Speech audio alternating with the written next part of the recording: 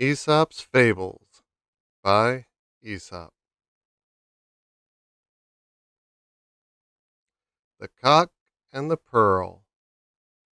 A cock was once strutting up and down the farmyard among the hens when suddenly he espied something shining amid the straw. Ho, ho, quoth he, that's for me, and soon rooted it out from beneath the straw. What did it turn out to be but a pearl that by some chance had been lost in the yard? You may be a treasure, quoth the master cock, to men that prize you, but for me, I would rather have a single barley corn than a peck of pearls. Precious things are for those that can prize them.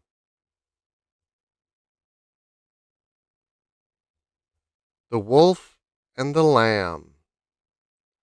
Once upon a time, a wolf was lapping at a spring on a hillside, when, looking up, what should he see but a lamb just beginning to drink a little lower down. That's my supper, thought he, if only I can find some excuse to seize it. Then he called out to the lamb, how dare you muddle the water from which I am drinking? Nay, master, nay, said the lambkin. If the water be muddy up there, I cannot be the cause of it, for it runs down from you to me. Well then, said the wolf, why did you call me bad names this time last year? That cannot be, said the lamb. I'm only 6 months old. I don't care, snarled the wolf. If it was not you, it was your father. And with that he rushed upon the poor little lamb and ate her all up. But before she died, she gasped out, any excuse will serve a tyrant.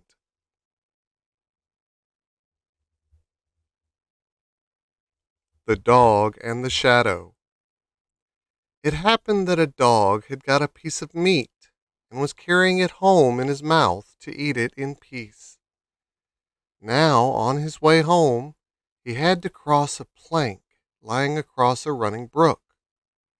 As he crossed, he looked down and saw his own shadow reflected in the water beneath. Thinking it was another dog with another piece of meat, he made up his mind to have that also. So he made a snap at the shadow in the water. But as he opened his mouth, the piece of meat fell out, dropped into the water, and was never seen more. Beware lest you lose the substance by grasping at the shadow. The Lion's Share. The lion went once a hunting along with the fox, the jackal, and the wolf. They hunted and they hunted till at last they surprised a stag, and soon took its life.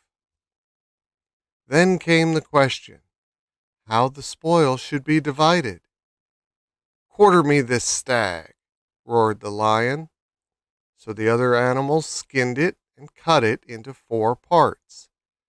Then the lion took his stand in front of the carcass and pronounced judgment. The first quarter is for me in my capacity as king of beasts. The second is mine as arbiter. Another share comes to me for my part in the chase. And as for the 4th quarter, well, as for that, I should like to see which of you will dare to lay a paw upon it. Humph, grumbled the fox as he walked away with his tail between his legs. But he spoke in a low growl. You may share the labors of the great, but you will not share the spoil. The Wolf and the Crane. A wolf had been gorging on an animal he had killed, when suddenly a small bone in the meat stuck in his throat, and he could not swallow it. He soon felt terrible pain in his throat, and ran up and down, groaning, and seeking for something to relieve the pain. He tried to induce everyone he met to remove the bone.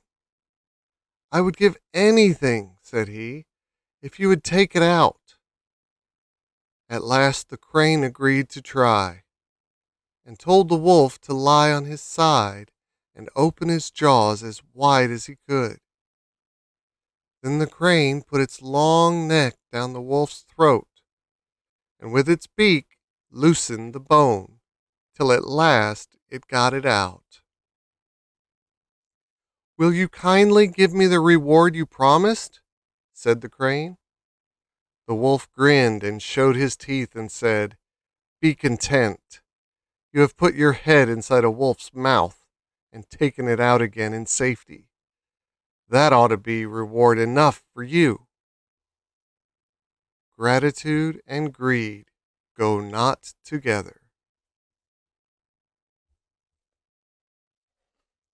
The Man and the Serpent.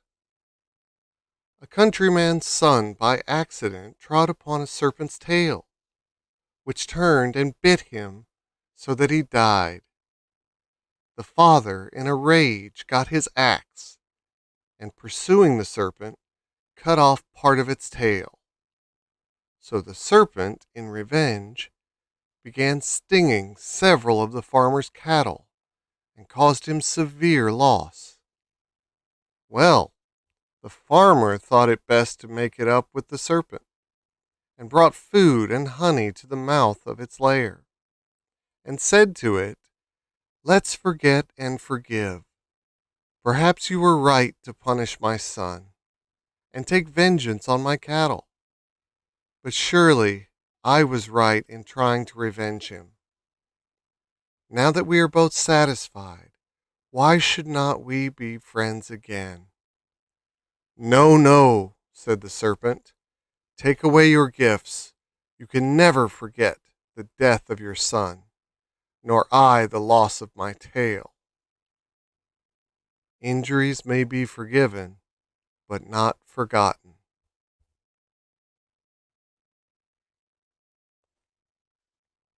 The Town Mouse and the Country Mouse.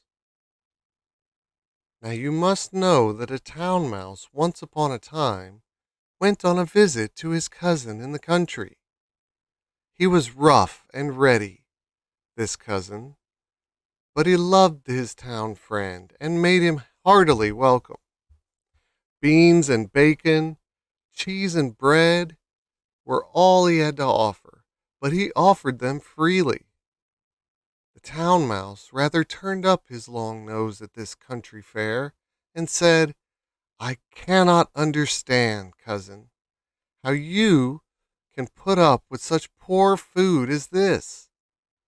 But of course, you cannot expect anything better in the country. Come you with me, and I will show you how to live.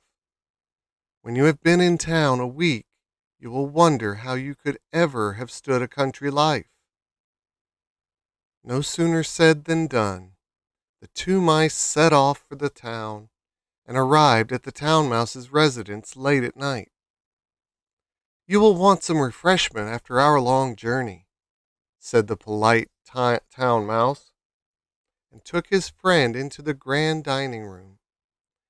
There they found the remains of a fine feast, and soon the two mice were eating up jellies and cakes and all that was nice. Suddenly they heard growling and barking. "What is that?" said the country mouse. "It is only the dogs of the house," answered the other. "Only?" said the country mouse. "I do not like that music at my dinner." Just at that moment, the door flew open. In came two huge mastiffs, and the two mice had to scamper down and run off. Goodbye, cousin, said the country mouse. What? Going so soon? Said the other. Yes, he replied. Better beans and bacon in peace than cakes and ale in fear. The Fox and the Crow. A fox once saw a crow fly off with a piece of cheese in its beak and settle on a branch of a tree. That's for me, as I am a fox, said Master Reynard, and he walked up to the foot of the tree. Good day, Mistress Crow, he cried. How well you are looking today! How glossy your feathers! How bright your eye! I feel sure your voice must surpass that of other birds, just as your figure does. Let me hear but one song from you, that I may greet you as the queen of the birds. The crow lifted up her head and began to caw her best, but the moment she opened her mouth, the piece of cheese fell to the ground, only to be snapped up by the master fox. That will do, said he. That was all I wanted. In exchange for your cheese, I will give you a piece of advice for the future. Do not trust flatterers.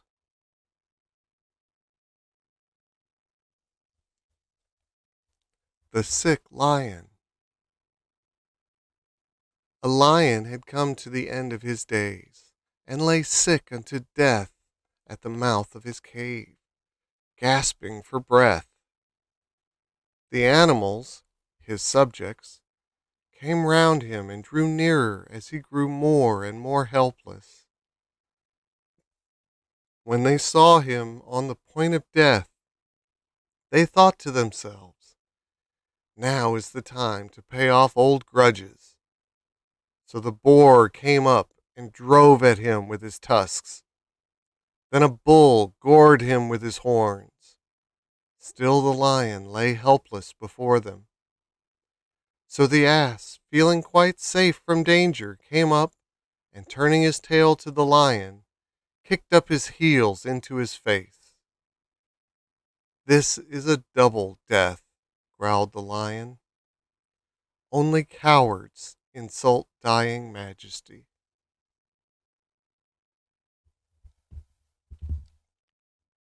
The Ass and the Lapdog. A farmer one day came to the stables to see his best beasts of burden. Among them was his favorite ass, that was always well fed and often carried his master. With the farmer came his lapdog, who danced about and licked his hand and frisked about as happy as could be. The farmer felt in his pocket, gave the lapdog some dainty food, and sat down while he gave his orders to his servants. The lapdog jumped into his master's lap and lay there blinking while the farmer stroked his ears. The ass, seeing this, broke loose from his halter and commenced prancing about in imitation of the lapdog. The farmer could not hold his sides with laughter, so the ass went up to him and, putting his feet upon the farmer's shoulder, attempted to climb onto his lap. The farmer's servants rushed up with sticks and pitchforks, and soon taught the ass that clumsy jesting is no joke.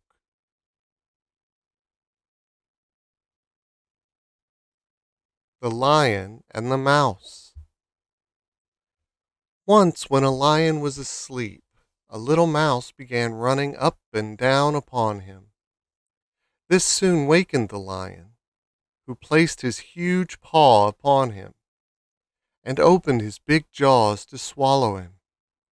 Pardon, O king, cried the little mouse. Forgive me this time. I shall never forget it. Who knows but what I may be able to do you a turn some of these days? The lion was so tickled at the idea of the mouse being able to help him that he lifted up his paw and let him go. some time after the lion was caught in a trap, and the hunters who desired to carry him alive to the king tied him to a tree while they were in search of a wagon to carry him. Just then the little mouse happened to pass by, and seeing the sad plight in which the lion was, went up to him and soon gnawed away the ropes that bound the king of the beasts. Was I not right? Said the little mouse. Little friends may prove great friends. The Swallow and the Other Birds. It happened that a countryman was sowing some hemp seeds in a field where a swallow and some other birds were hopping about picking up their food. Beware of that man, quoth the swallow. Why, what is he doing? Said the others. That is hemp seed he is sowing. Be careful to pick up every one of the seeds, or else you will repent it. The birds paid no heed to the swallow's words, and by the hemp grew up and was made into cord. And of the cords nets were made, and many a bird that had despised the swallow's advice was caught in nets made out of that very hemp. What did I tell you? Said the swallow. Destroy the seed of evil, or it will grow up to your ruin.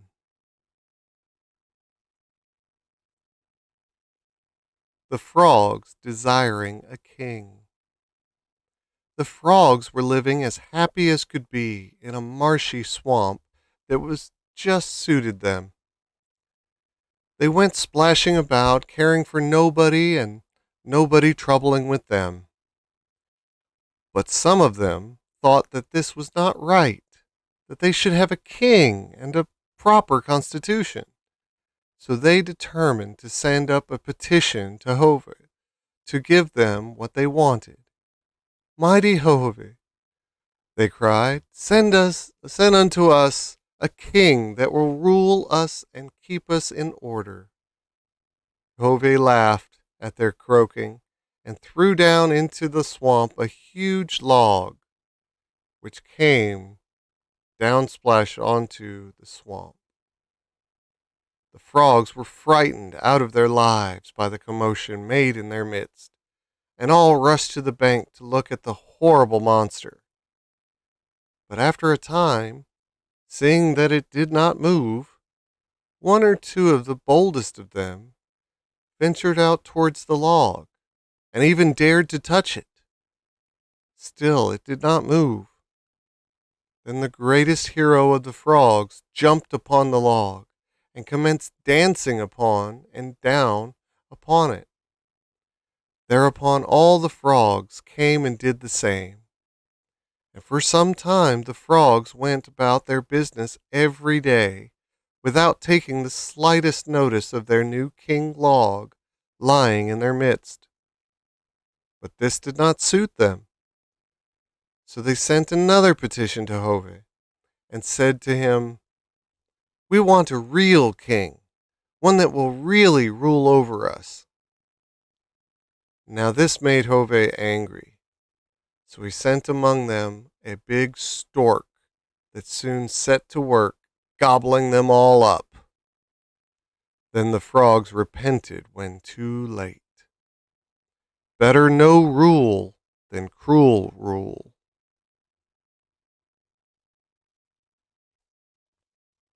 The mountains in labor.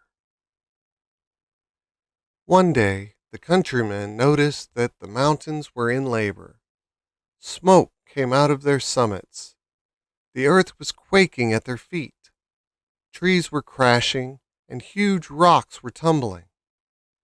They felt sure that something horrible was going to happen.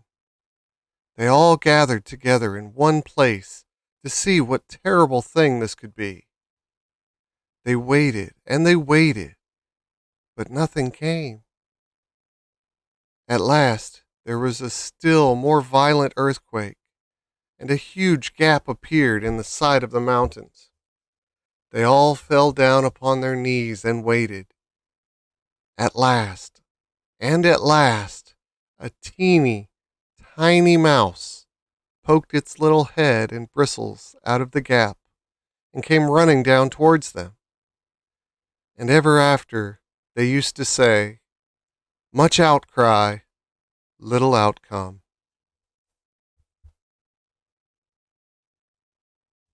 The hares and the frogs. The hares were so persecuted by the other beasts, they did not know where to go. As soon as they saw a single animal approach them, off they used to run. One day they saw a troop of wild horses stampeding about, and in quite a panic, all the hares scuttled off to a lake hard by, determined to drown themselves rather than live in such a continual state of fear. But just as they got near the bank of the lake, a troop of frogs, frightened in their turn by the approach of the hares, scuttled off and jumped into the water. "Truly," said one of the hares, "things are not so bad as they seem. There is always someone worse off than yourself."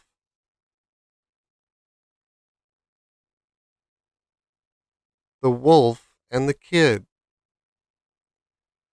A kid was perched up on the top of a house, and looking down saw a wolf passing under him.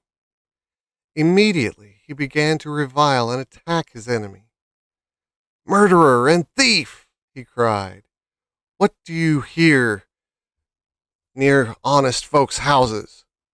How dare you make an appearance where your vile deeds are known?" "Curse away, my young friend," said the wolf. "It is easy to be brave from a safe distance." The Woodman and the Serpent.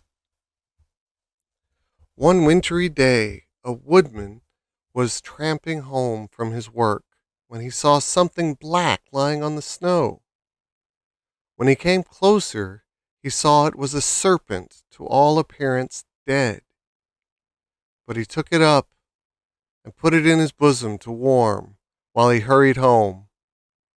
As soon as he got indoors, he put the serpent down on the hearth before the fire. The children watched it and saw it slowly come to life again. Then one of them stooped down to stroke it, but the serpent raised its head and put out its fangs and was about to sting the child to death.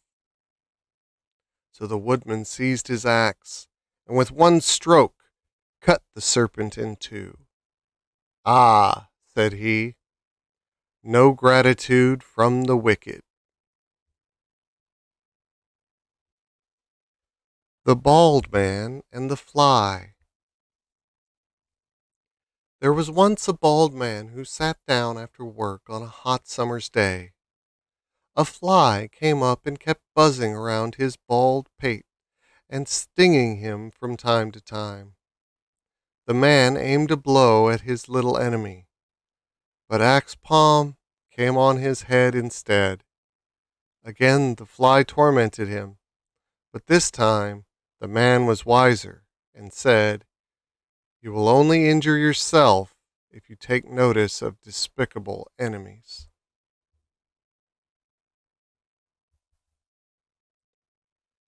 The Fox and the Stork. At one time, the fox and the stork were on visiting terms and seemed very good friends. So the fox invited the stork to dinner, and for a joke, put nothing before her but some soup in a very shallow dish. This is the fox could easily lap up, but the stork could only wet the end of her long bill in it, and left the meal as hungry as when she began. "I am sorry," said the fox, "the soup is not to your liking." "Pray do not apologize," said the stork. "I hope you will return this visit, and come and dine with me soon." So a day was appointed when the fox should visit the stork. But when they were seated at the table, all that was for their dinner was contained in a very long-necked jar with a narrow mouth, in which the fox could not insert his snout. So all he could manage to do was to lick the outside of the jar. "I will not apologize for the dinner," said the stork. "One bad turn deserves another." The Fox and the Mask. A fox had by some means gotten into the storeroom of a theater. Suddenly he observed a face glaring down on him and began to be very frightened. But looking more closely, he found it was only a mask, such as actors use to put over their face. "Ah," said the fox, "you look very fine. It is a pity you have not got any brains. Outside show is a poor substitute for inner worth."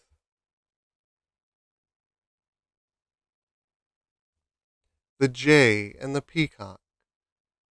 A jay, venturing into a yard where peacocks used to walk, found there a number of feathers which had fallen from the peacocks when they were molting. He tied them all to his tail and strutted down towards the peacocks. When he came near them, they soon discovered the cheat, and striding up to him, pecked at him and plucked away his borrowed plumes. So the jay could do no better than go back to the other jays, who had watched his behavior from a distance. But they were equally annoyed with him, and told him, "It is not only fine feathers that make fine birds."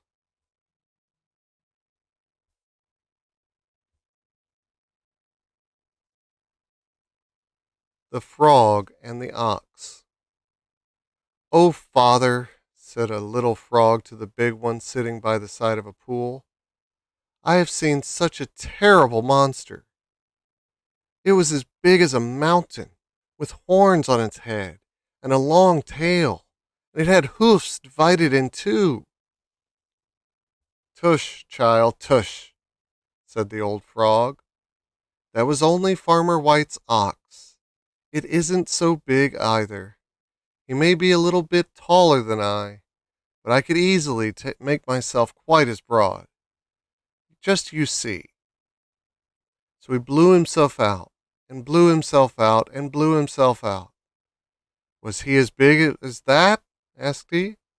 "Oh, much bigger than that," said the young frog.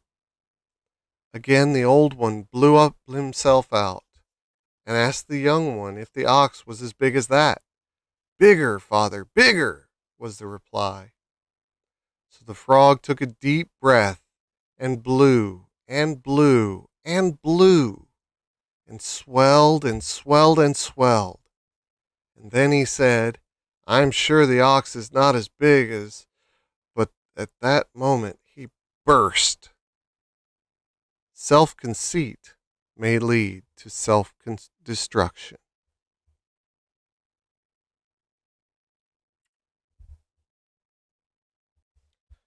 Androcles. A slave named Androcles once escaped from his master and fled to the forest. As he was wandering about, there he came upon a lion lying down, moaning and groaning. At first he turned to flee, but finding that the lion did not pursue him, he turned back and went up to him. As he came near, the lion put out his paw, which was all swollen and bleeding, and Androcles found that a huge thorn had got into it and was causing all the pain. He pulled out the thorn and bound up the paw of the lion, who was soon able to rise and lick the hand of Androcles like a dog. Then the lion took Androcles to his cave, and every day used to bring him meat from which to live.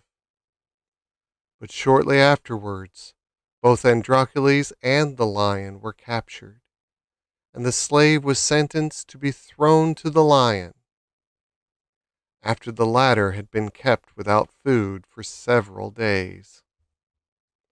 The emperor and all his court came to see the spectacle, and Androcles was led out into the middle of the arena. Soon the lion was let loose from his den, and rushed, bounding and roaring towards his victim. But as soon as he came near to Androcles, he recognized his friend, and fawned upon him, and licked his hands like a friendly dog. The emperor, surprised at this, summoned Androcles to him, who told him the whole story, whereupon the slave was pardoned and freed, and the lion let loose to his native forest. Gratitude is the sign of noble souls.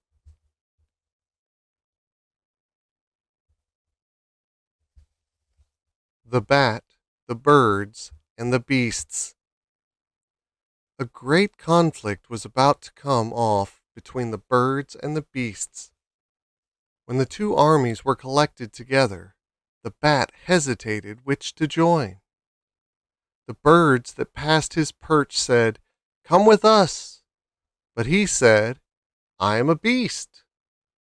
Later on, some beasts who were passing underneath him looked up and said, "Come with us." But he said, "I am a bird." Luckily, at the last moment, peace was made, and no battle took place.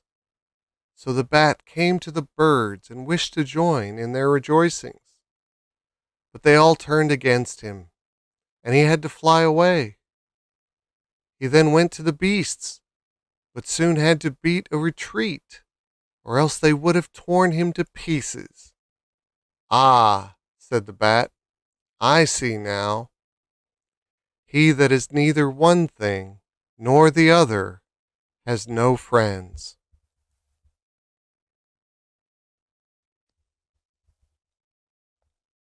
The hart and the hunter.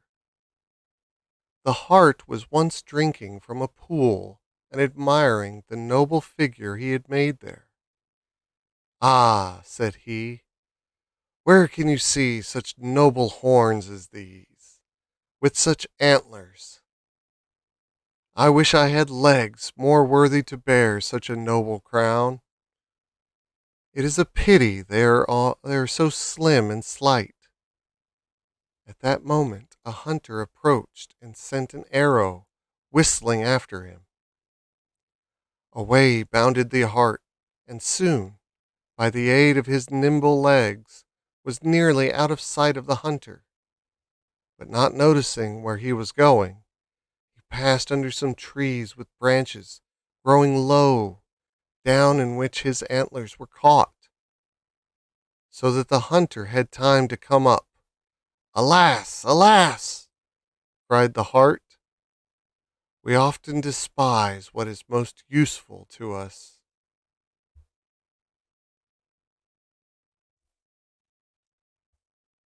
The serpent and the file. A serpent, in the course of its wanderings, came into an armorer's shop. As he glided over the floor, he felt his skin pricked by a file lying there. In a rage, he turned round upon it and tried to dart its fangs into it. But he could do no harm to heavy iron, and had soon to give over his wrath. It is useless attacking the insensible.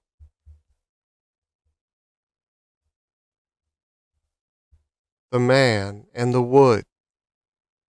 A man came into a wood one day with an axe in his hand, and begged all the trees to give him a small branch which he wanted for a particular purpose.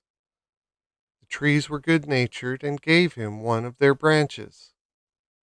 What did the man do but fix it to the axe head, and soon set to work cutting down tree after tree.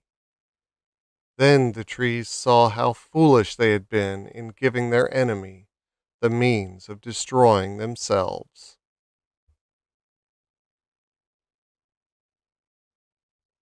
The Dog and the Wolf.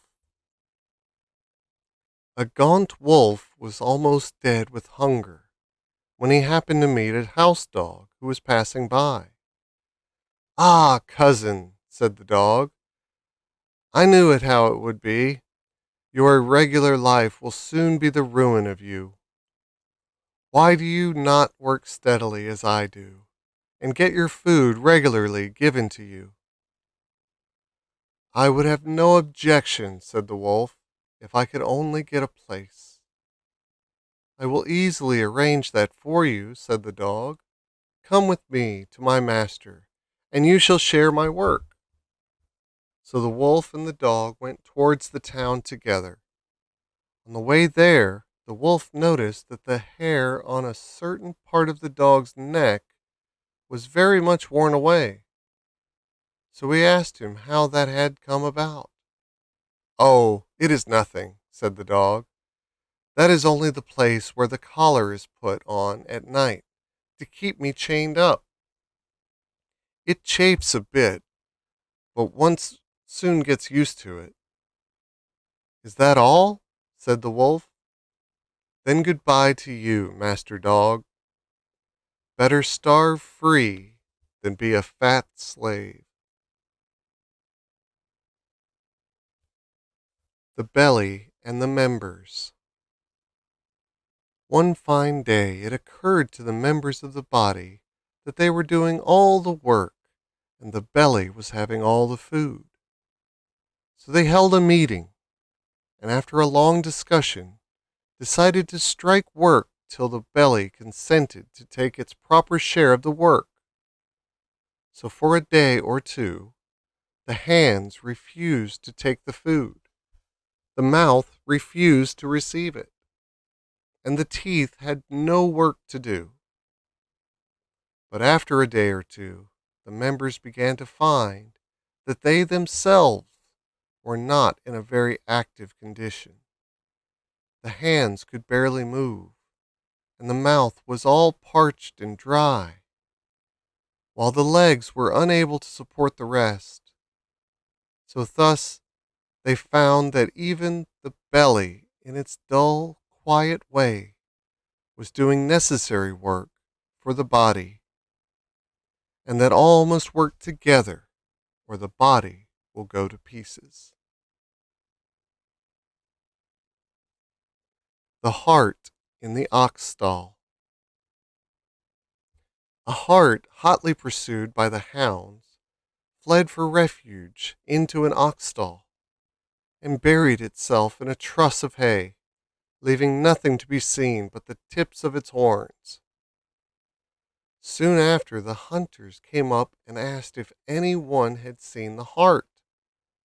The stable boys, who had been resting after their dinner, looked round, but could see nothing, and the hunters went away.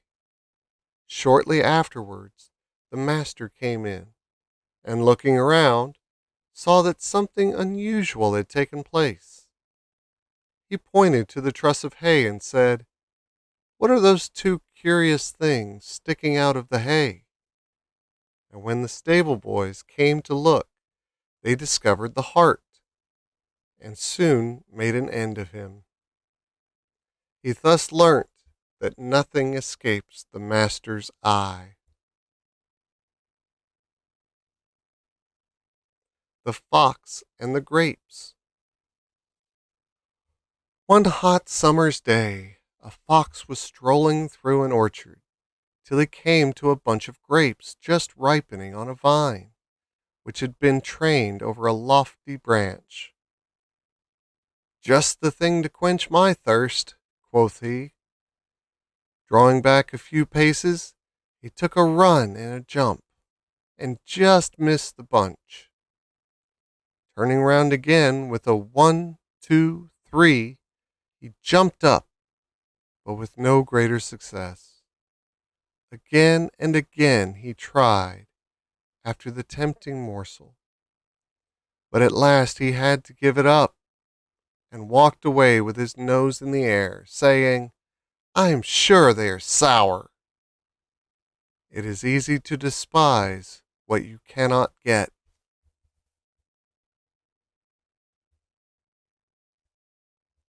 The horse, hunter, and stag.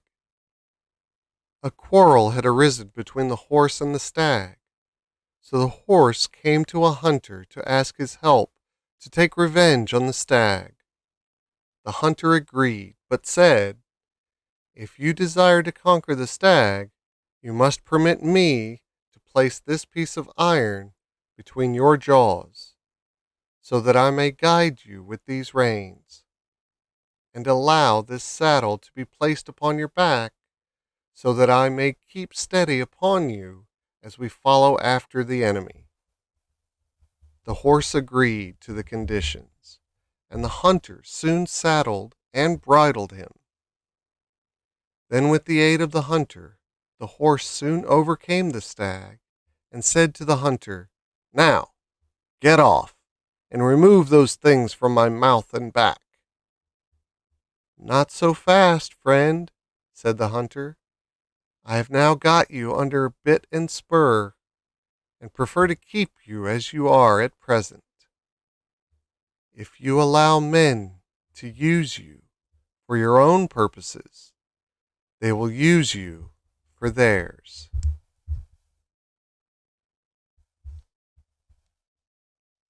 The Peacock and Juno. A peacock once placed a petition before Juno, desiring to have the voice of a nightingale in addition to his other attractions. But Juno refused his request. When he persisted and pointed out that he was her favorite bird, she said, "Be content with your lot. One cannot be first in everything."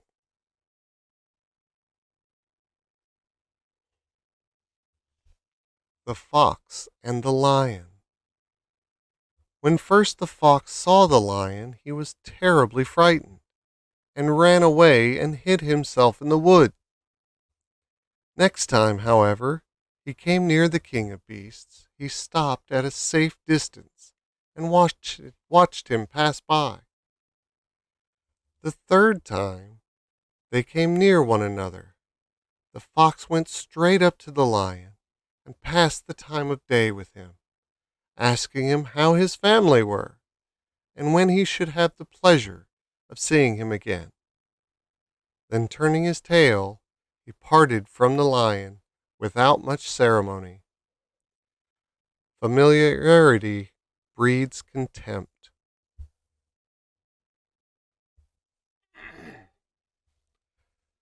The Lion and the Statue. A man and a lion were discussing the relative strength of men and lions in general. The man contended that he and his fellows were stronger than lions by reason of their great intelligence. "Come now with me," he cried, "and I will soon prove that I am right."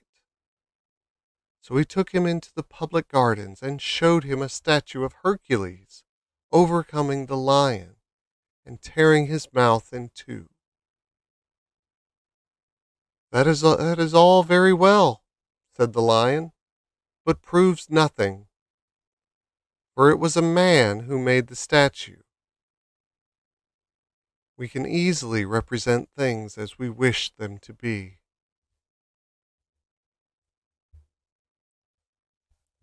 The Ant and the Grasshopper. In a field one summer's day, a grasshopper was hopping about, chirping and singing it to its heart's content. An ant passed by, bearing along with great toil an ear of corn he was taking to the nest. "Why not come and chat with me," said the grasshopper, "instead of toiling and moiling in that way?" "I am helping to lay up food for the winter," said the ant, "and recommend you to do the same." "Why bother about winter?" said the grasshopper. "We have plenty of food at present." But the ant went on its way and continued its toil. When the winter came, the grasshopper had no food, and found itself dying of hunger, while it saw the ants distributing every day corn and grain from the stores they had collected in the summer.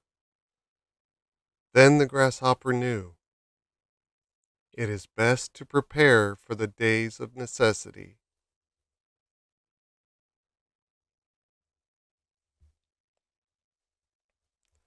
The tree and the reed. Well, little one, said a tree to a reed that was growing at its foot, why do you not plant your feet deeply in the ground and raise your head boldly in the air as I do? I am contented with my lot, said the reed. I may not be so grand, but I think I am safer.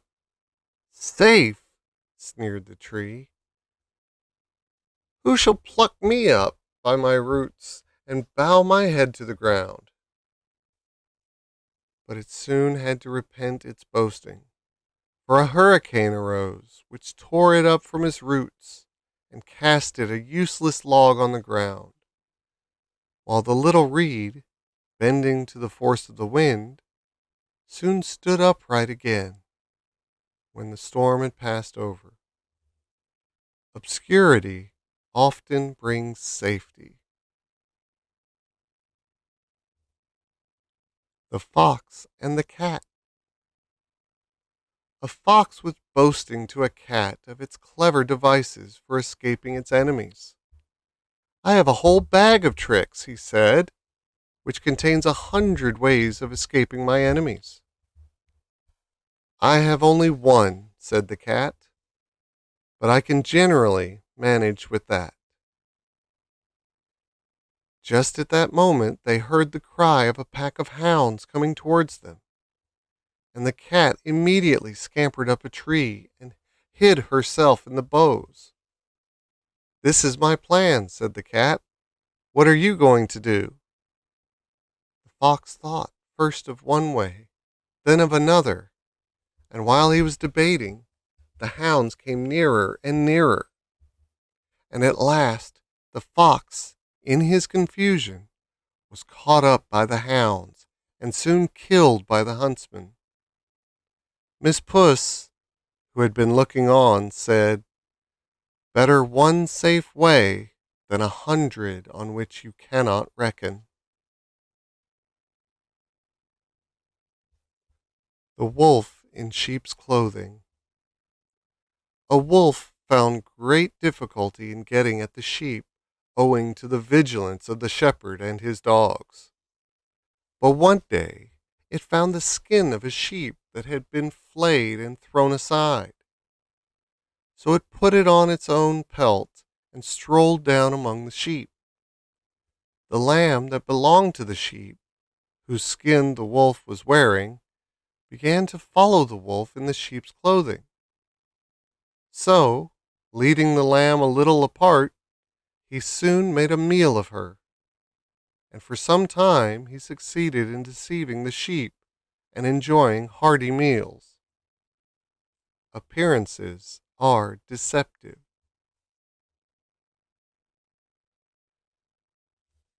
The dog in the manger. A dog looking out for its afternoon nap jumped into the manger of an ox and lay there cozily upon the straw. But soon the ox, returning from its afternoon work, came up to the manger and wanted to eat some of the straw. The dog, in a rage, being awakened from its slumber, stood up and barked at the ox, and whenever it came near, attempted to bite it. At last the ox had to give up the hope of getting at the straw, and went away muttering, Ah, people often grudge others what they cannot enjoy themselves. The man and the wooden god. In the old days, men used to worship stocks and stones and idols, and prayed to them to give them luck. It happened that a man had often prayed to a wooden idol he had received from his father. but his luck never seemed to change. He prayed and he prayed, but still he remained as unlucky as ever. One day, in the greatest rage, he went to the wooden god, and with one blow swept it down from its pedestal. The idol broke in two, and what did he see? An immense number of coins flying all over the place.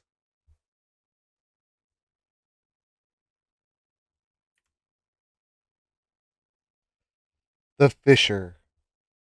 A fisher once took his bagpipes to the bank of a river and played upon them with the hope of making the fish rise.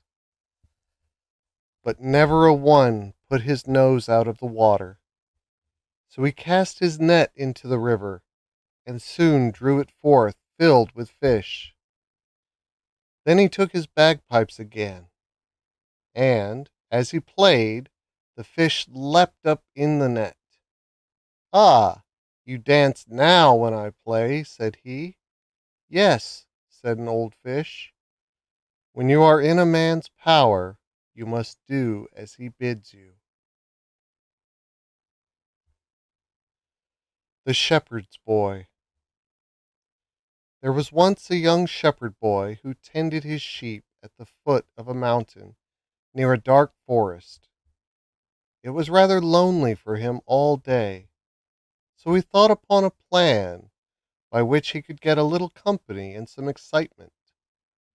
He rushed down towards the village, calling out, "Wolf! Wolf!" And the villagers came out to meet him, and some of them stopped with him for a considerable time.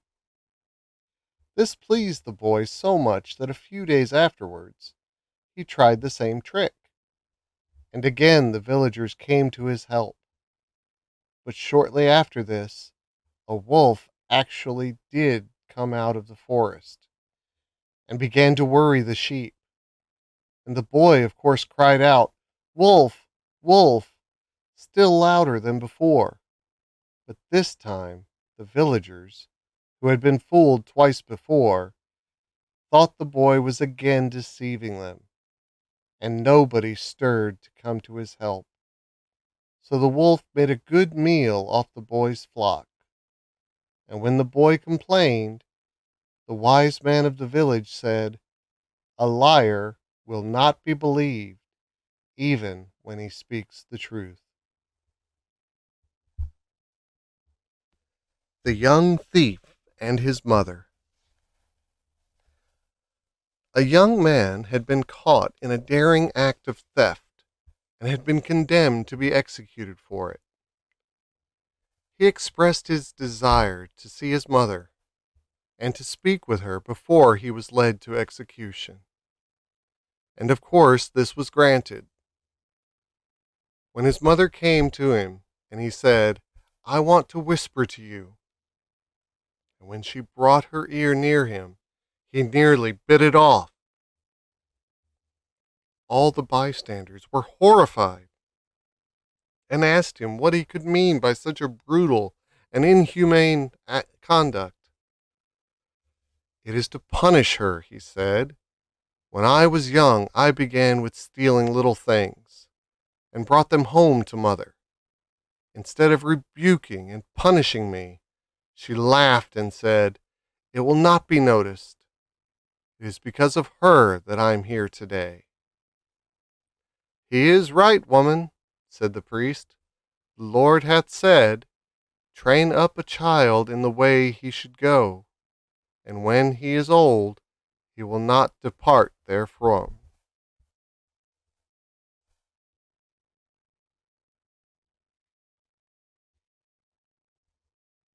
The Man and His Two Wives.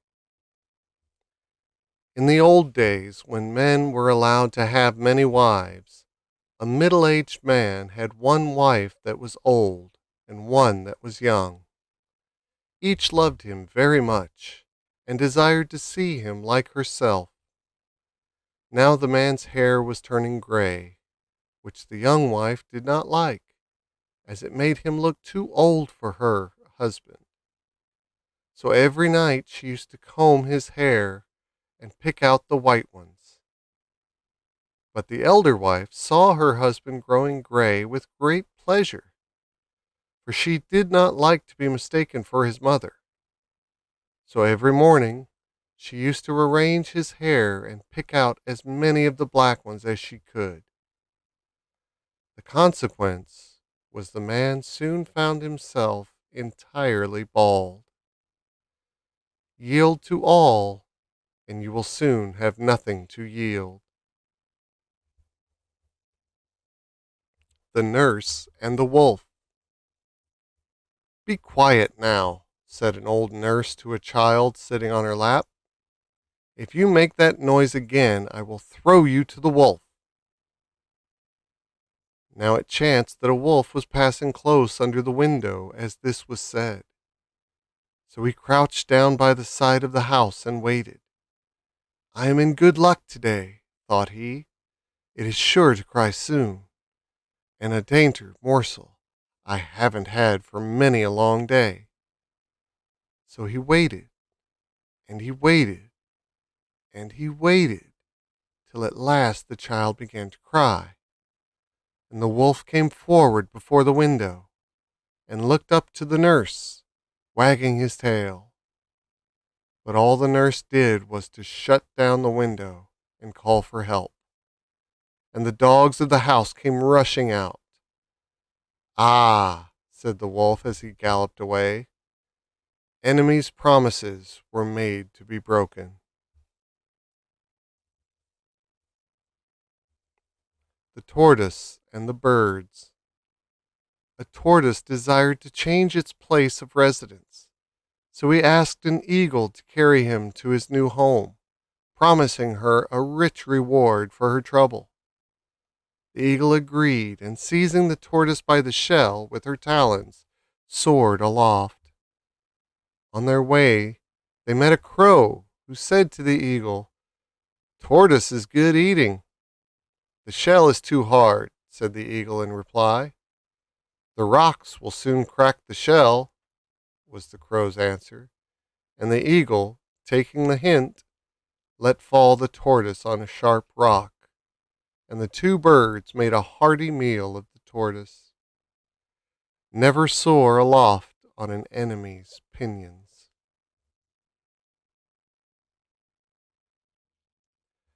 The Two Crabs.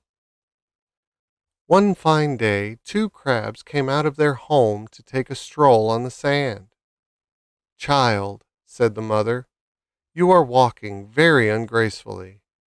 You should accustom yourself to walking straight forward without twisting from side to side.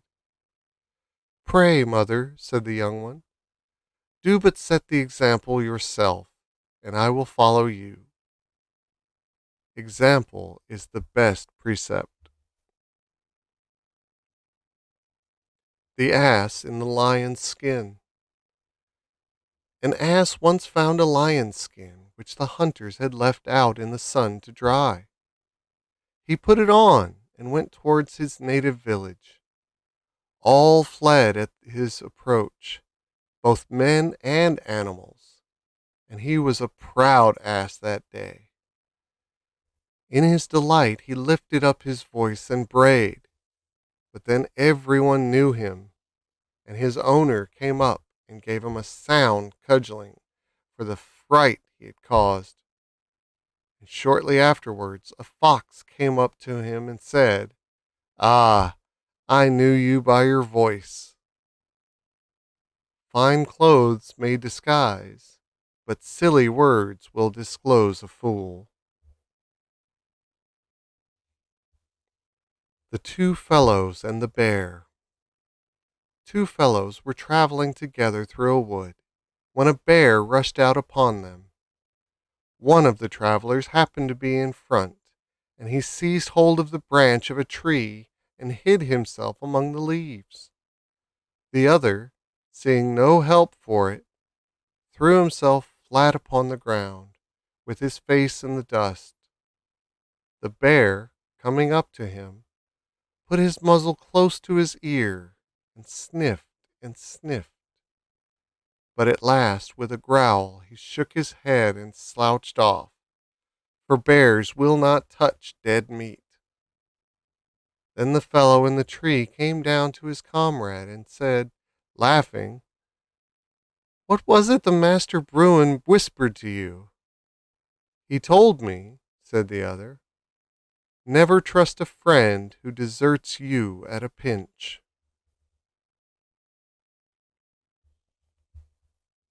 The Two Pots. Two pots had been left on the bank of a river, one of brass and one of earthenware. When the tide rose, they both floated off downstream. Now the earthenware pot tried its best to keep aloft, but the brass one, which cried out, "Fear nothing, friend, I will not strike you." "But I may come in contact with you," said the other. "If I come too close, and whether I hit you or you hit me, I shall suffer for it. The strong and the weak cannot keep company." The Four Oxen and the Lion. A lion used to prowl about a field in which four oxen used to dwell.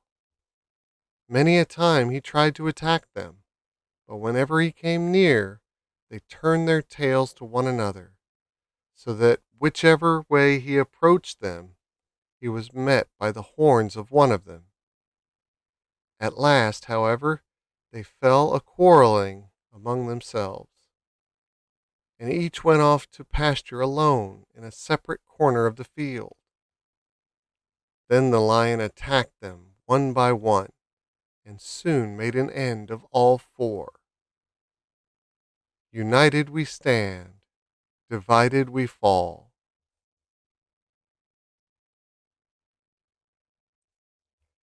The Fisher and the Little Fish. It happened that a fisher, after fishing all day, caught only a little fish. "Pray, let me go, master," said the fish. "I am much too small for your eating just now. If you put me back into the river, I shall soon grow. Then you can make a fine meal off me." "Nay, nay, my little fish," said the fisher. "I have you now. I may not catch you hereafter. A little thing in hand is worth more than a great thing in prospect."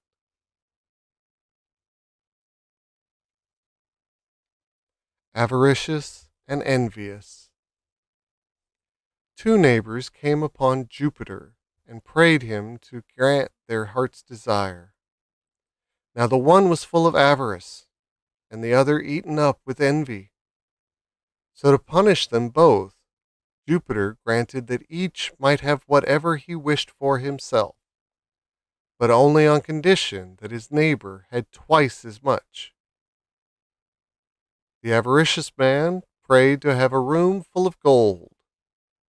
No sooner said than done. But all his joy was turned to grief when he found that his neighbor had 2 rooms full of precious metal. Then came the turn of envious man, who could not bear to think that his neighbor had any joy at all. So he prayed that he might have one of his own eyes put out, by which means his companion would become totally blind. Vices are their own punishment.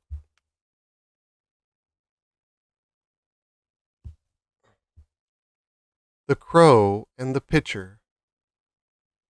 A crow, half dead with thirst, came upon a pitcher which had once been full of water.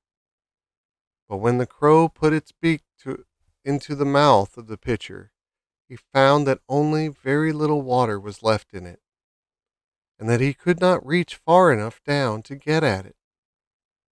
He tried and he tried, but at last had to give up in despair. Then a thought came to him, and he took a pebble and dropped it into the pitcher. Then he took another pebble and dropped it into the pitcher. Then he took another pebble and dropped that into the pitcher. Then he took another pebble and dropped that into the pitcher. Then he took another pebble and dropped that into the pitcher. Then he took another pebble and dropped that into the pitcher. At last, he saw the water mount up near him, and after casting in a few more pebbles, he was able to quench his thirst and save his life. Little by little does the trick.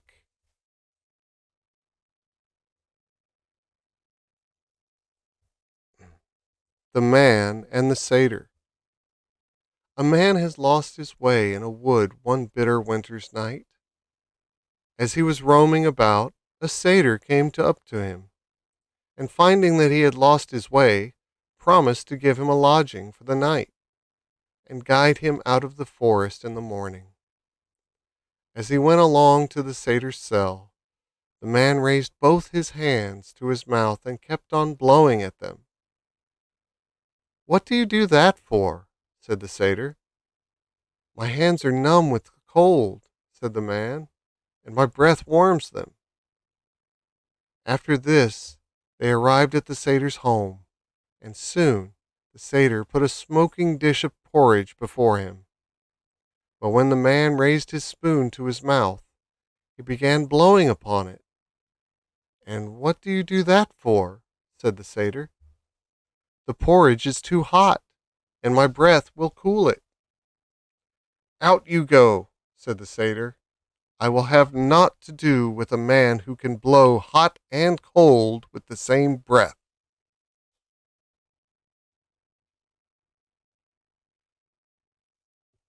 The Goose with the Golden Eggs. One day a countryman, going to the nest of his goose, found there an egg all yellow and glittering. He took it up. It was as heavy as lead, and he was going to throw it away, because he thought it a trick had been played upon him. But he took it home on second thought, and soon found to his delight that it was an egg of pure gold. Every morning the same thing occurred, and he soon became rich by selling his eggs. As he grew rich, he grew greedy, and thinking to get at once all the gold the goose could give, he killed it and opened it, only to find nothing.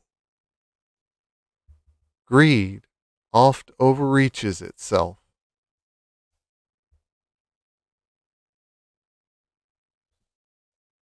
The Laborer and the Nightingale.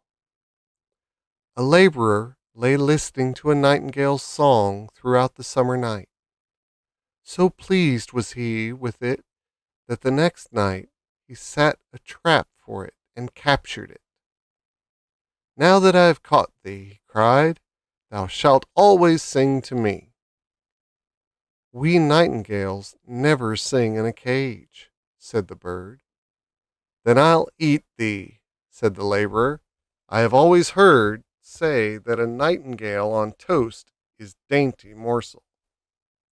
"Nay, kill me not," said the nightingale, "but let me free, and I'll tell thee 3 things far better worth than my poor body."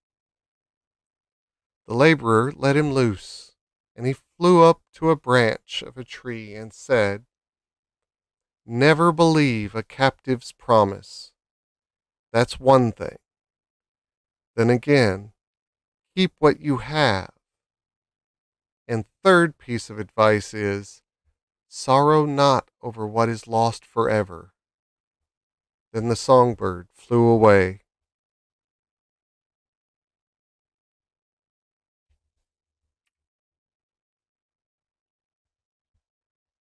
The Fox, the Cock, and the Dog. One moonlight night, a fox was prowling about a farmer's hen coop, and saw a cock roosting high upon it beyond his reach. Good news," he cried. "Why, what is that?" said the cock. "King Lion has declared a universal truce. No beast may hurt a bird henceforth, but all shall dwell together in brotherly friendship. "Why, that is good news," said the cock, "and there I see someone coming, with whom we can share the good tidings." And so, saying, he craned his neck forward and looked afar off. "What is it you see?" said the fox. "It is only my master's dog that is coming towards us."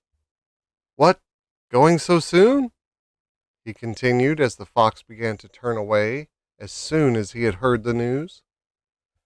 "Will you not stop and congratulate the dog on the reign of universal peace?" "I would gladly do so," said the fox, "but I fear he may not have heard of King Lion's decree." Cunning often outwits itself. The wind and the sun. The wind and the sun were disputing which was the stronger. Suddenly, they saw a traveler coming down the road, and the sun said, "I see a way to decide our dispute. Whichever of us can cause that traveler to take off his cloak shall be regarded as the stronger. You begin." So the sun retired behind a cloud, and the wind began to blow as hard as it could upon the traveler. But the harder he blew, the more closely did the traveler wrap his cloak round him, till at last the wind had to give up in despair.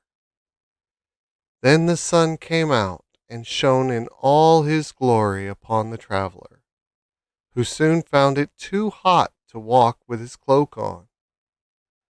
Kindness affects more than severity. Hercules and the Wagoner. A wagoner was once driving a heavy load along a very muddy way. At last he came to a part of the road where the wheels sank halfway into the mire, and the more the horses pulled, the deeper sank the wheels. So the wagoner threw down his whip and knelt down and prayed to Hercules the strong. "O Hercules, help me in this my hour of distress," quoth he. But Hercules appeared to him and said, "Tut, man, don't sprawl there. Get up and put your shoulder to the wheel.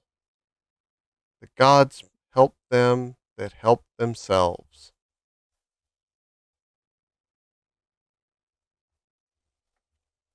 The man, the boy, and the donkey.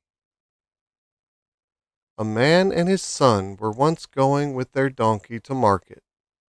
As they were walking along by its side, a countryman passed them and said, "You fools, what is a donkey for but to ride upon?" So the man put the boy on the donkey, and they went on their way. But soon they passed a group of men, one of whom said, "See that lazy youngster? He lets his father walk while he rides." So the man ordered his boy to get off, and got on himself. But they hadn't gone far when they passed two women, one of whom said to the other, "Shame on that lazy lout to let his poor little son trudge along." Well, the man didn't know what to do, but at last he took his boy up before him on the donkey.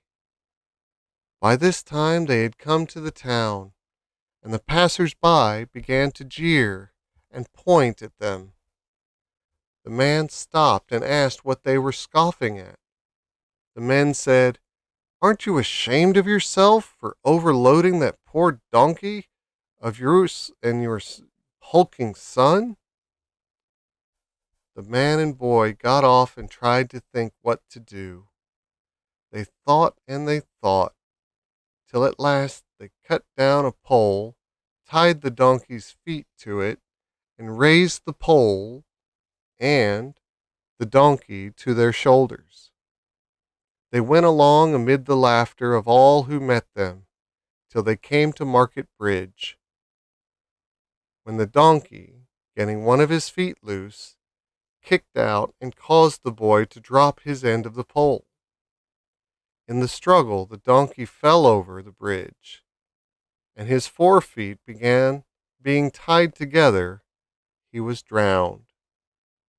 That will teach you, said an old man who had followed them. Please all, and you will please none.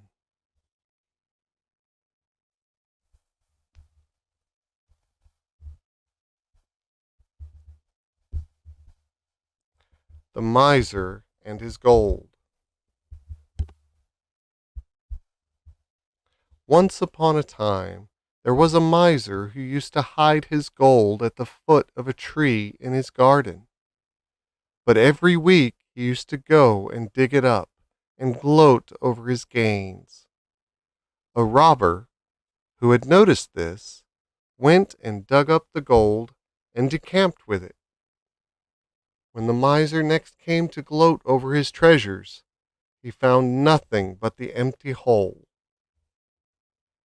He tore his hair and raised such an outcry that all the neighbors came around him. And he told them how he used to come and visit his gold. Did you ever take any of it out? Asked one of them. Nay, said he, I only came to look at it. Then come again and look at the hole, said a neighbor. It will do you just as much good. Wealth unused might as well not exist.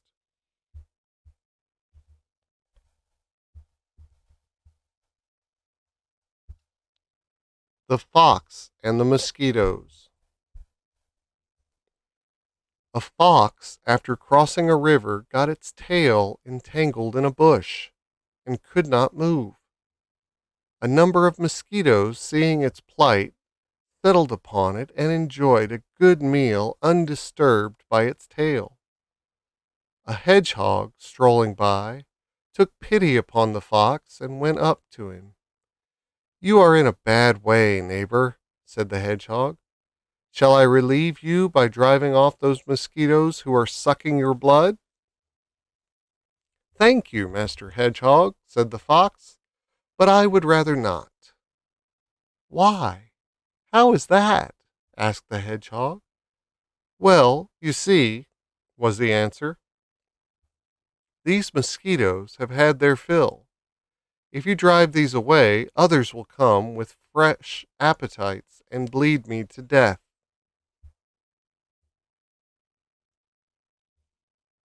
The Fox Without a Tail. It happened that a fox caught its tail in a trap, and in struggling to release himself, lost all of it but the stump. At first he was ashamed to show himself among his fellow foxes, but at last he determined to put a bolder face upon his misfortune, and summoned all the foxes to a great general meeting to consider a proposal which he had to place before them. When they had assembled together, the fox proposed that they should all do away with their tails. He pointed out how inconvenient a tail was when they were pursued by their enemies, the dogs. How much it was in the way when they desired to sit down and hold a friendly conversation with one another. He failed to see any advantage in carrying about such a useless encumbrance. That is all very well, said one of the older foxes, but I do not think you would have recommended us to dispense with our chief ornament if you had not happened to lose it yourself. Distrust interested advice.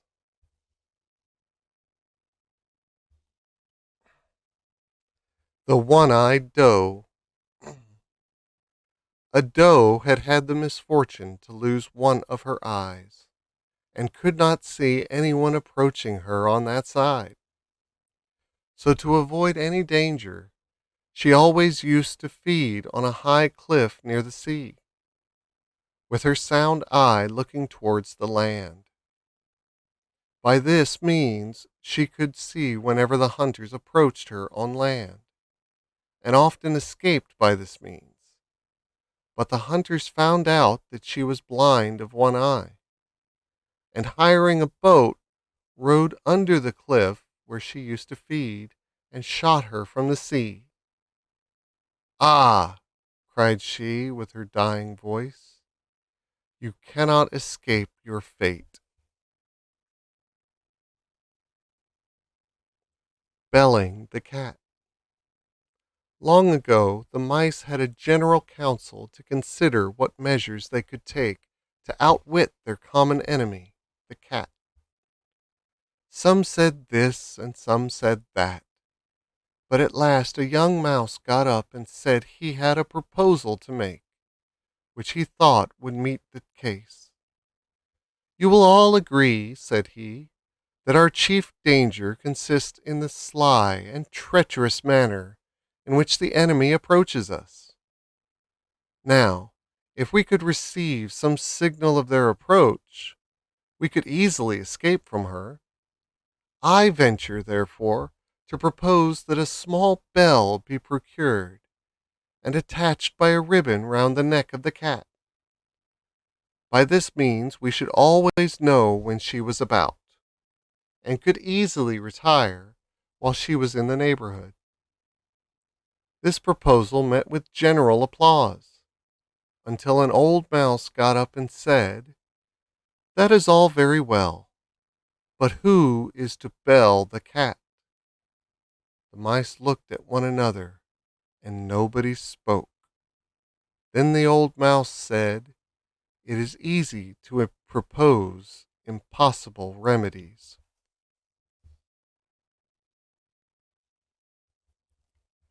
The Hare and the Tortoise. The hare was once boasting of his speed before the other animals. I have never yet been beaten, said he. When I put forth my full speed, I challenge anyone here to race with me. The tortoise said quietly, I accept your challenge. That is a good joke, said the hare. I could dance around you all the way. Keep your boasting till you've beaten, answered the tortoise. Shall we race? So a course was fixed and a start was made. The hare darted almost out of sight at once, but soon stopped and, to show his contempt for the tortoise, lay down to have a nap. The tortoise plodded on and plodded on, and when the hare awoke from his nap, he saw the tortoise just near the winning post, and could not run up in time to save the race. Then said the tortoise, plodding wins the race.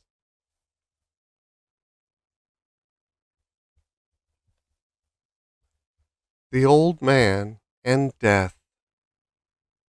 An old laborer, bent double with age and toil, was gathering sticks in a forest. At last he grew so tired and hopeless that he threw down the bundle of sticks and cried out, I cannot bear this life any longer. Ah, I wish death would only come and take me. As he spoke, Death, a grisly skeleton, appeared and said to him, What wouldst thou, mortal? I heard thee call me. Please, sir, replied the woodcutter, would you kindly help me to lift this bag of sticks onto my shoulder? We would often be sorry if our wishes were granted.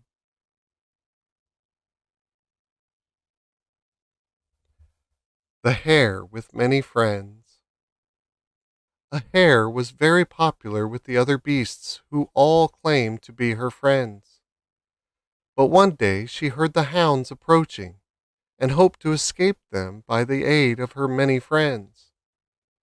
So she went to the horse and asked him to carry her away from the hounds on his back. But he declined, stating that he had important work to do for his master. He felt sure, he said, that all her other friends would come to her assistance. She then applied to the bull and hoped that he would repel the hounds with his horns. The bull replied, I am very sorry, but I have an appointment with a lady, but I feel sure that our friend the goat will do what you want. The goat, however, feared that his back might do her some harm if she took her upon it. The ram, he felt sure, was the proper friend to apply to. So she went to the ram and told him the case. The ram replied, Another time, my dear friend. I do not like to interfere on the present occasion, as hounds have been known to eat sheep as well as hares.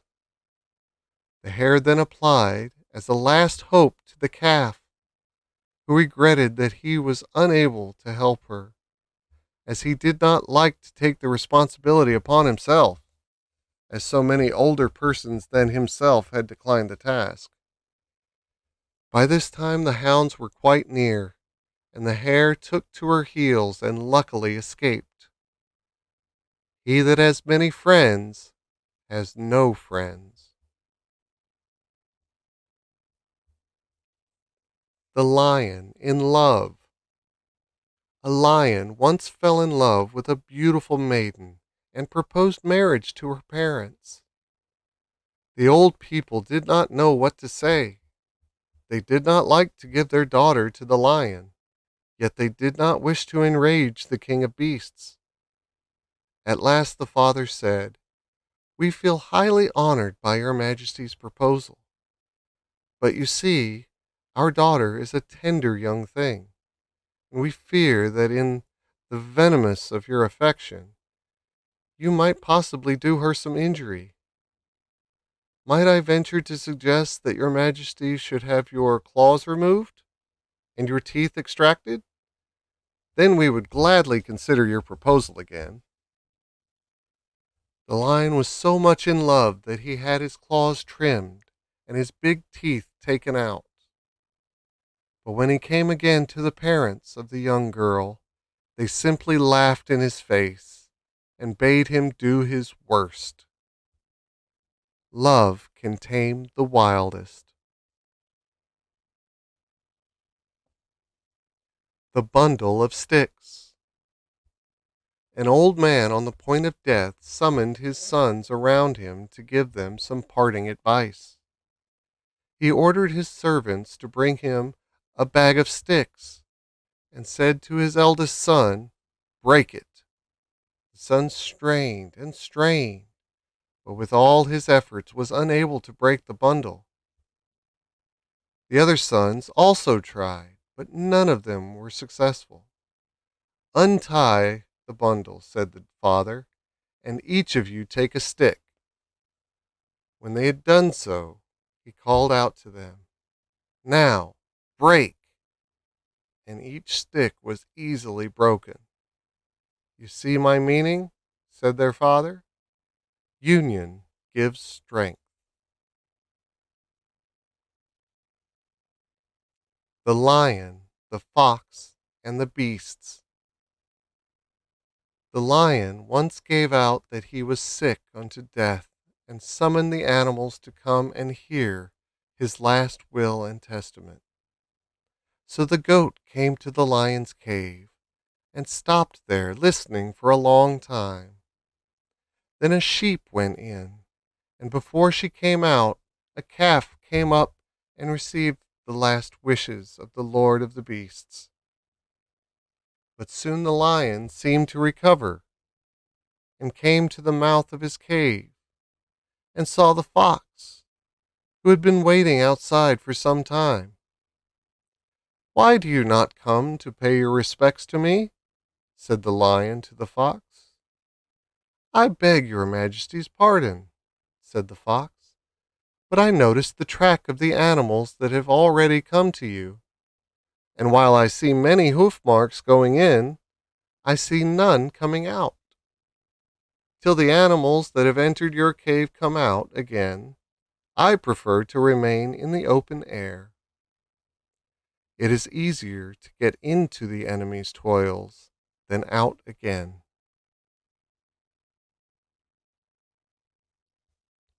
The Ass's Brains. The lion and the fox went hunting together. The lion, on the advice of the fox, sent a message to the ass, proposing to make an alliance between their two families. The ass came to the place of meeting, overjoyed at the prospect of a royal alliance. But when he came there, the lion simply pounced on the ass and said to the fox, "Here is our dinner for today. Watch you here while I go and have a nap. Woe betide you if you touch my prey." The lion went away, and the fox waited, but finding that his master did not return, ventured to take out the brains of the ass and ate them up. When the lion came back, he soon noticed the absence of the brains, and asked the fox in a terrible voice, "What have you done with the brains?" "Brains, your majesty? It had none, or it would never have fallen into your trap." Wit has always an answer ready. The Eagle and the Arrow. An eagle was soaring through the air when suddenly it heard the whiz of an arrow, and felt itself wounded to death. Slowly it fluttered down to the earth, with its life blood pouring out of it. Looking down upon the arrow with which it had been pierced, it found that the shaft of the arrow had been feathered with one of its own plumes. "Alas!" it cried as it died, "we often give our enemies the means for our own destruction."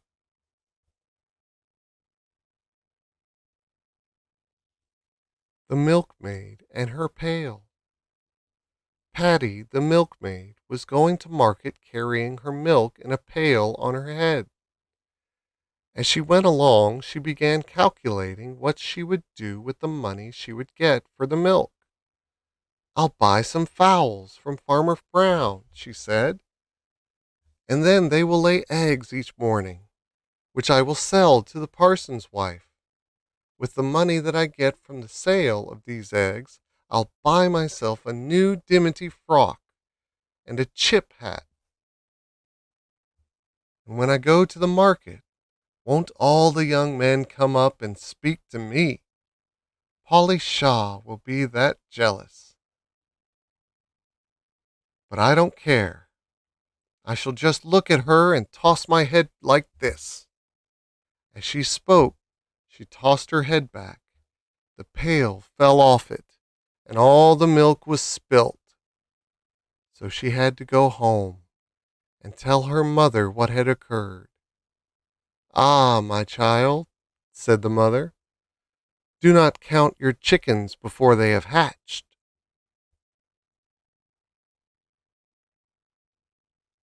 The Cat Maiden. The gods were once disputing whether it was possible for a living being to change its nature. Jupiter said yes, but Venus said no. So, to try the question, Jupiter turned a cat into a maiden and gave her to a young man for a wife. The wedding was duly performed, and the young couple sat down to the wedding feast. "See," said Jupiter to Venus, "how becomingly she behaves.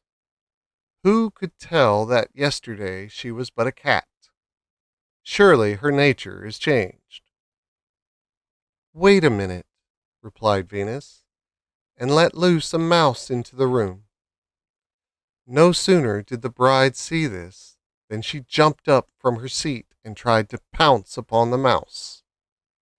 "Ah, you see," said Venus, "nature will out." The Horse and the Ass. A horse and an ass were traveling together, the horse prancing along in its fine trappings, the ass carrying with difficulty the heavy weight in its panniers. "I wish I were you," sighed the ass. nothing to do and well fed, and all that fine harness upon you. Next day, however, there was a great battle, and the horse was wounded to death in the final charge of the day. His friend, the ass, happened to pass by shortly afterwards, and found him on the point of death. I was wrong, said the ass. Better humble security than gilded danger.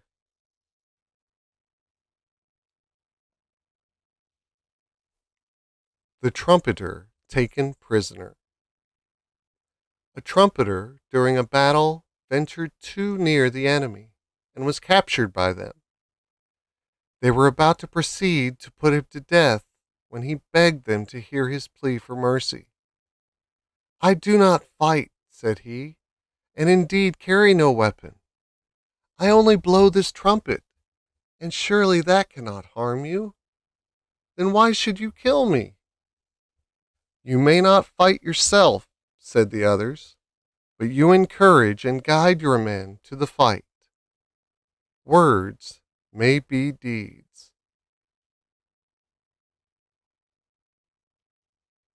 The buffoon and the countryman. At a country fair there was a buffoon who made all the people laugh by imitating the cries of various animals. He finished off by squeaking so like a pig that the spectators thought that he had a porker concealed about him. But a countryman who stood by said, Call that a pig's squeak? Nothing like it. You give me till tomorrow, and I will show you what it's like. The audience laughed, but the next day, sure enough, the countryman appeared on the stage, and putting his head down, squealed so hideously that the spectators hissed and threw stones at him to make him stop. You fools, he cried, see what you've been hissing, and held up a little pig whose ear he had been pinching to make him utter the squeals. Men often applaud an imitation and hiss the real thing.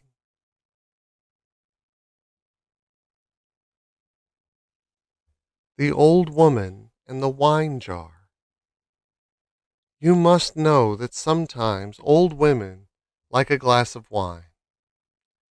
One of this sort once found a wine jar lying in the road, and eagerly went up to it, hoping to find it full.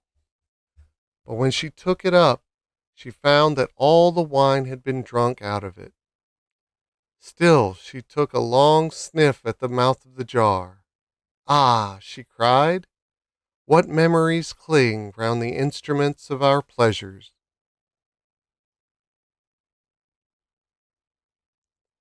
The fox and the goat. By an unlucky chance, a fox fell into a deep well from which he could not get out. A goat passed by shortly afterwards and asked the fox what he was doing down there. Oh, have you not heard? Said the fox. There is going to be a great drought, so I jumped down here in order to be sure to have water by me. Why don't you come down too? The goat thought well of this advice and jumped down into the well. But the fox immediately jumped on her back, and by putting his foot on her long horns, managed to jump up to the edge of the well. Goodbye, my friend, said the fox.